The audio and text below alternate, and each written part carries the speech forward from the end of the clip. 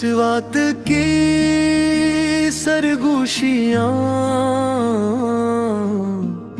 حنظلہ کی کہانیاں، سوات کی وادی میں صبح جب اترتی ہے، پہاڑوں پر دھوپ آہستہ آہستہ بکھرتی ہے، دریا اپنے راستے پر خاموشی سے بہتا ہے، اور دور کسی گاؤں میں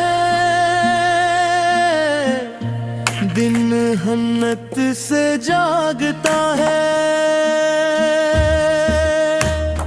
یہاں حسن صرف نظاروں میں نہیں، لوگوں کے دل میں ہے، سادگی مت اور محبت سوات کی اصل پہچان ہے۔ حنظلہ کی بلندیوں پر جب برف پگھلتی ہے،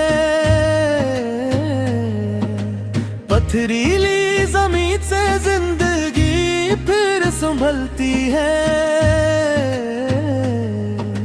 کھیتوں میں مہت ہے، گھروں میں سادگی، ہر چہرے پر مہمان نوازی، ہر دل میں زندگی۔